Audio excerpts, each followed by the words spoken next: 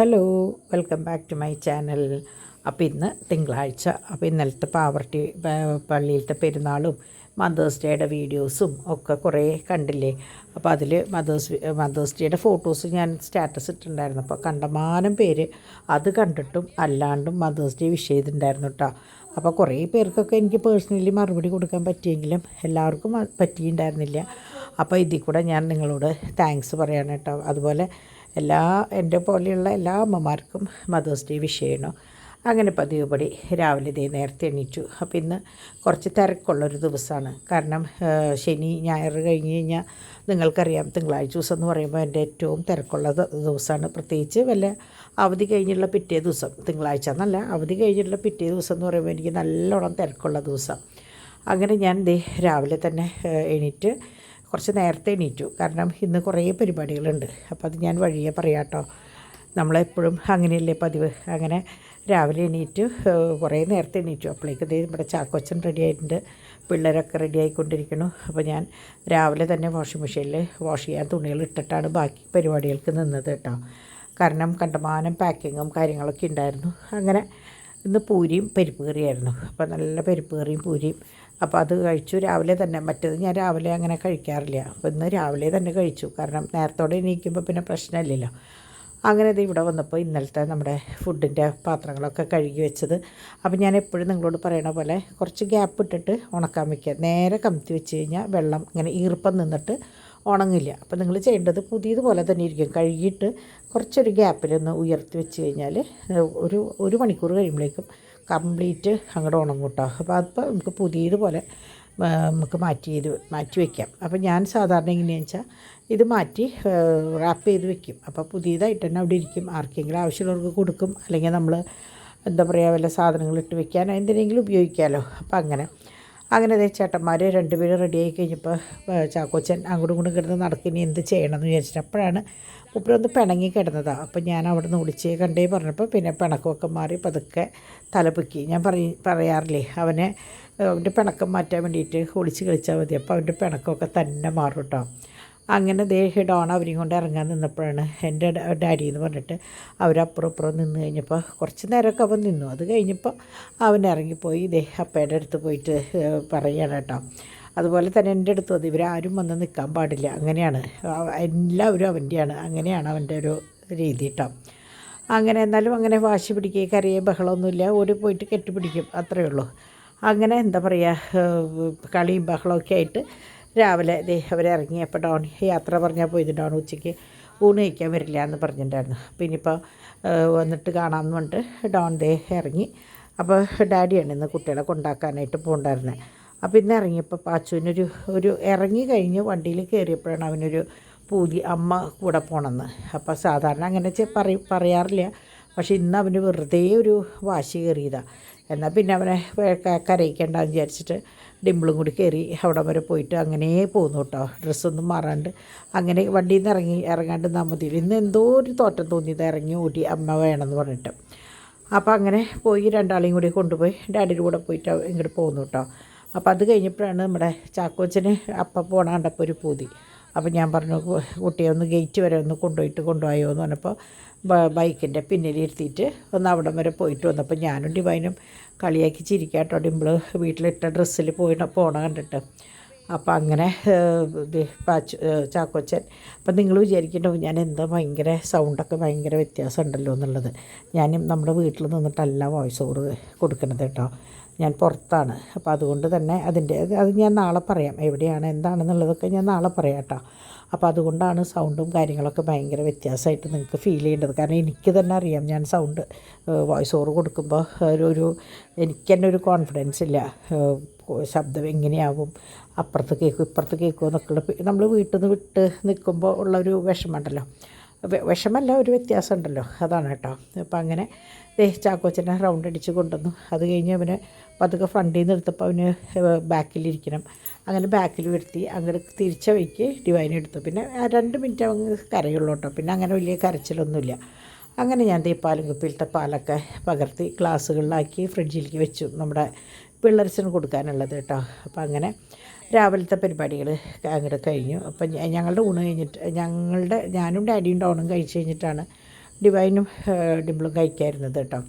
അത് കഴിഞ്ഞ് ഞാൻ പതിവുപടി രാവിലത്തെ അപ്പോൾ ഫസ്റ്റ് പ്ലേറ്റ് ചെയ്ത് കൊണ്ടുവന്നതാണ്. ഇത് കുറച്ച് മുമ്പ് കുറച്ച് പാറ്റേൺ കൊണ്ടുവന്നിട്ടുണ്ടായിരുന്നു. ഇത് ഏകദേശം അതുപോലെ തന്നെ, പക്ഷേ കുറച്ചും കൂടി കട്ടിയുള്ളതാണ് കേട്ടോ. നല്ല എന്താ പറയുക, നല്ല ഭംഗിയുള്ള പാറ്റേണാണ്. ഒരെണ്ണം കണ്ടത് ബട്ടർഫ്ലൈ ആണ്. ഇത് ഇങ്ങനെ എന്താ പറയുക, നെൽക്കതിരുന്ന എന്തോ ഒരു പേരുണ്ട് ഇതിന് കേട്ടോ. എനിക്കങ്ങനെ അറിയില്ല പറയാനായിട്ട്. പണ്ടത്തെ അമ്മാമ്മമാർക്കൊക്കെ അറിയാം ഇതിൻ്റെ പേരെങ്ങനെയാണെന്ന്, എനിക്കറിയില്ല. ഇതും ഈ പറഞ്ഞ പോലെ നല്ല എന്താ പറയുക, തീരെ ഇത് മറ്റേത് രണ്ടും നല്ല കട്ടീൻ്റെ, പക്ഷേ ഇത് ഭയങ്കര ലൈറ്റ് വെയിറ്റാണ് കേട്ടോ. ഇങ്ങനത്തെ ഒരു 4-5 പാറ്റേൺ വന്നിട്ടുണ്ട്. ഒരിക്കൽ ഇതുപോലെ വന്നിട്ട് പിന്നെ സ്റ്റോക്ക് കഴിഞ്ഞതായിരുന്നു. അപ്പോൾ അങ്ങനെ ഇതൊക്കെ അതിൽ പെട്ട മാലകളാണ്. വളരെ കനം കുറഞ്ഞ മാല കേട്ടോ. ഭയങ്കര പണ്ട് നമ്മൾ ഗോൾഡിൽ സിംഗപ്പൂർ പണി എന്നൊക്കെ പറഞ്ഞിട്ട് വരാറില്ല, ഗൾഫിൽ നിന്നൊക്കെ കൊണ്ടുവരുന്നത്, അങ്ങനത്തെ സംഭവങ്ങളാണ് കേട്ടോ. ലൈറ്റ് വെയിറ്റ് ആയിട്ടുള്ള ഓർണമെൻറ്റ്സാണിത്, മാലകളാണിത് കേട്ടോ. അപ്പോൾ അങ്ങനെ അപ്പം ഇതും പ്ലേറ്റ് ചെയ്ത് കൊണ്ടുവന്നപ്പോൾ എനിക്ക് കുറച്ച് ഫോട്ടോസും കാര്യങ്ങളൊക്കെ എടുക്കാണ്ടായിരുന്നു. അപ്പോൾ ഞാൻ അതൊക്കെ വേഗം ചെയ്തു. പക്ഷേ എനിക്ക് വീഡിയോ ഇടാനായിട്ടുള്ള ഫോട്ടോസ് ഇട്ട് കിട്ടിയിട്ടുമില്ല. അപ്പോൾ നാളെ ഡ്രീം കളക്ഷൻസിൽ ഇത് ഇടുണ്ടാവില്ല, കുറച്ച് ദിവസം കഴിഞ്ഞിട്ടാവും ചിലപ്പോൾ ഇടാം കേട്ടോ. അപ്പോൾ ഇത് ലവ് എന്ന് എഴുതിയിട്ടാണ് കണ്ടോ, നല്ല ഭംഗിയിൽ. ഇത് നമ്മുടെ വാലൻറ്റൈൻസ് ഡേയുടെ സമയത്ത് വന്നിട്ട് കണ്ടമാനം എനിക്ക് പോയിട്ടുള്ള ഒരു മാലയാണ് കേട്ടോ. ഇതുമ്മേ ഓരോ ഇത് നിങ്ങൾക്ക് എത്രത്തോളം കാണുന്നുണ്ടെന്ന് എനിക്കറിയില്ല. ഇതുമ്മേ ലവ് എന്ന് എഴുതിയിട്ടാണ് ഓരോ കട്ടകളും. അപ്പോൾ കാണാൻ നല്ല രസമുള്ള മാലയാണ്. ആർക്കെങ്കിലും ഗിഫ്റ്റ് കൊടുക്കാനൊക്കെ പറ്റിയ ഒരു മാലയാണ് കേട്ടോ. അതുപോലെ തന്നെ ഇതും അതെ കണ്ടോ, ഒരേ കണ്ണിയായിട്ട് വളരെ കനം കുറഞ്ഞത്, വളരെ നൈസായിട്ടുള്ള ഒരു മാലയാണ്. വെറുതെ ഒരു എന്താ പറയുക, നമ്മൾ ഈ ഇളക്കത്താലിയുടെ ആ ഒരു ഇതില്ലേ, അതുപോലെയാണ് കനം കുറഞ്ഞിട്ടുള്ള മാലയാണ് കേട്ടോ. അപ്പോൾ ഇതും ഈ പറഞ്ഞ പോലെ 6 പിടി 8 പിടി ബ്രേസ്ലെറ്റ്, പാദസരം എങ്ങനെ വേണമെങ്കിൽ ആക്കാം. പാദസരമൊക്കെ ഇട്ട് കഴിഞ്ഞാൽ കാലുമിങ്ങനെ പറ്റി കിടക്കും. അതുപോലെ ബ്രേസ്ലെറ്റ് ആയാലും അതെ നല്ല ഭംഗിയുണ്ടാവും കാണാനായിട്ട് കേട്ടോ.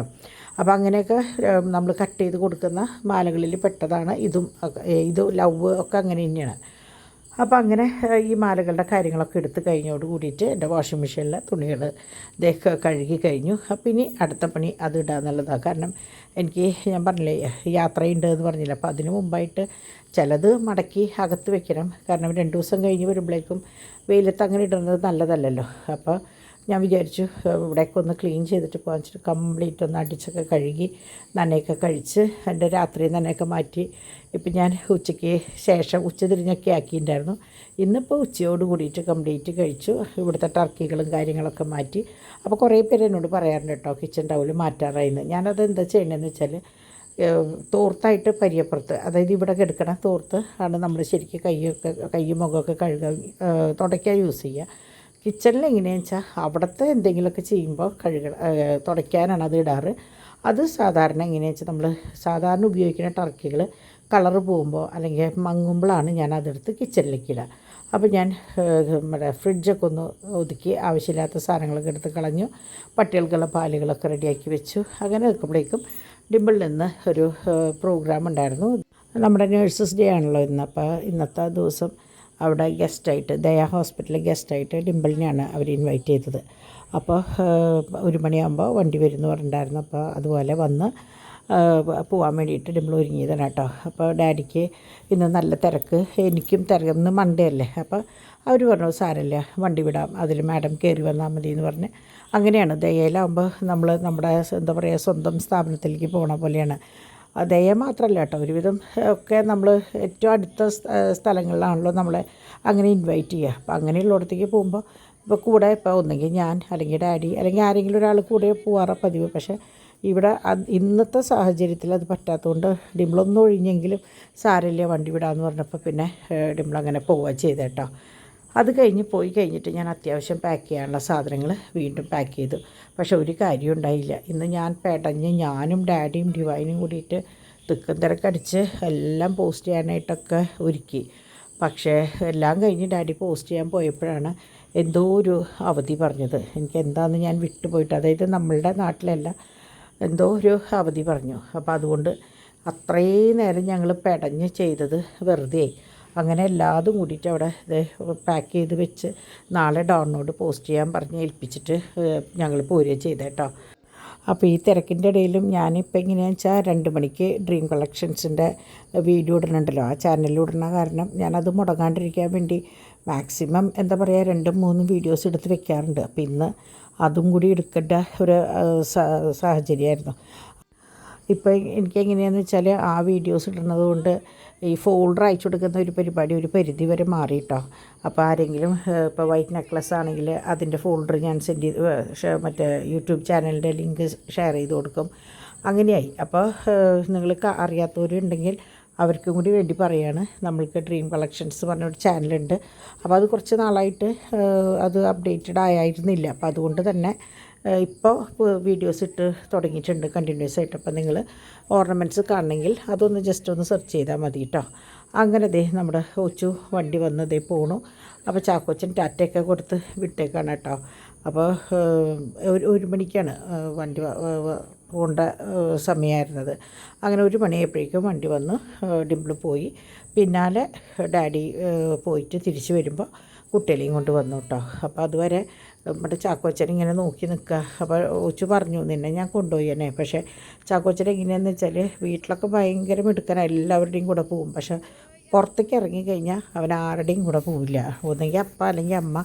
ഇന്നലെയൊക്കെ പിന്നെ ഡാഡിയുടെയും ഞങ്ങളുടെയൊക്കെ കൂടെ നിന്നാലും പുറത്ത് ഡ്രസ്സ് മാറി ഇറങ്ങിക്കഴിഞ്ഞാൽ പിന്നെ അവൻ ഒരാളുടെയും കൂടെ പോവില്ല. അപ്പോൾ അതുകൊണ്ട് തന്നെ അവനെ ഒറ്റയ്ക്ക് പുറത്തേക്ക് ഇതുവരെ കൊണ്ടുപോയിട്ടില്ല അങ്ങനെ കേട്ടോ. അങ്ങനെ അതേ കുറച്ച് കഴിഞ്ഞപ്പോൾ പിള്ളേർ സെറ്റ് വന്നു. അങ്ങനെ അവരുടെ പരിപാടികളും കാര്യങ്ങളൊക്കെ കഴിഞ്ഞപ്പോഴേക്കും ഡിംപിളും എത്തി. 2:30-3 ആകുമ്പോഴേക്കും ഡിംപിളും വന്നു.